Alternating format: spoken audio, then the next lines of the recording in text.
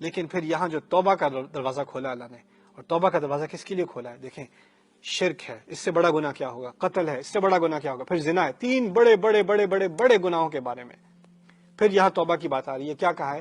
الا من تاب وآمن وعمل عملا صالحا، سوائے ان کے جس نے توبہ کی، اپنے ایمان کو دوبارہ تازہ کیا، اور اس کے بعد سے اچھے عمل کرنے لگا، اور واقعی اچھے عمل ڈیڈیکیٹ کر کے اپنے آپ کو کرنے لگا۔ کیا ہوگا اس کے ساتھ؟ فَأُولَئِكَ يُبَدِّلُ اللَّهُ سَيِّئَاتِهِمْ حَسَنَاتٍ، تو اللہ تعالیٰ ان کے تمام بڑے بڑے گناہوں کو، یعنی آپ اندازہ کریں ان کے گناہوں کا ایک پہاڑ بنا ہوا ہے، ان گناہوں کو وہ اچھائیوں میں بدل دے گا۔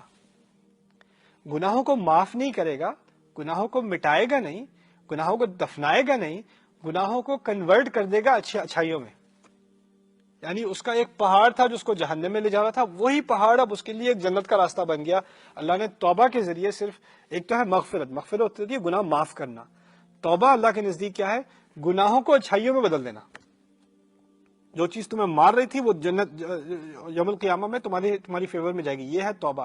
اندازہ کریں، شرک کو اللہ تعالیٰ اب جنت کا راستہ بنا دے گا، زنا کو جنت کا راستہ، قتل کو، کیونکہ جس نے توبہ کر لی ان چیزوں سے، جو چیزیں اس کی ہلاکت تھیں وہی چیزیں اب اس کی، کیونکہ وہ اتنے بڑے گناہوں سے آگے آ کے اس نے توبہ کی ہے نا، تو یہ اس کے لیے ایک ذریعہ بن گیا جنت کا۔ لیکن یہ سن کر کچھ لوگوں کو گندا خیال بھی آتا ہے، چلو اگر اتنا بڑا کہنے میں انعام ملنا ہے تو کچھ گناہ کر ہی لیتے ہیں، پھر توبہ کریں گے، پھر کنورٹ ہو جائے گا، اچھی کیلکولیشن ہے۔ اصل میں قرآن میں جب توبہ یا مغفرت کی یا گناہوں کی بات آتی ہے، ایک بات اچھی طرح سمجھ لیں، ہمیشہ بات ہو رہی ہوتی ہے ان گناہوں کی جو اب تک ہو چکے۔ کبھی بھی قرآن میں ان گناہوں کی بات نہیں ہو رہی جو آپ کرنے والے ہیں۔ جب اللہ کہتا ہے نا وہ معاف کرنے والا ہے، تو آپ یہ پڑھ کے نہیں کریں چلو بھائی میں اس ویکینڈ کے بعد معافی مانگ لوں گا، وہ تو معاف کرنے والا ہے، یہ تو زنا بھی معاف کر دے گا، قتل بھی معاف کر دے گا، شرک بھی معاف کر دے گا، چلو ایک مہینے بعد پھر معافی مانگ لیں گے، رمضان آنے والا ہے پھر معافی مانگ لیں گے۔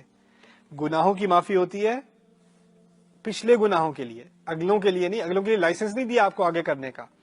لیکن پھر دوسرا سوال پیدا ہوتا ہے، وہ دوسرا سوال کیا ہے؟ باقی کہیں میں نے زنا تو نہیں کیا، نہ میں نے شرک کیا ہے، نہ میں نے قتل کیا ہے، لیکن پھر بھی اور گناہ تو ہے، میں نے غیبت تو میں نے کی ہے، تھوڑی بہت کمائی تو غلط طریقے سے کی تھی، کچھ اور چیزیں تو کی تھی، ان کا کیا کروں؟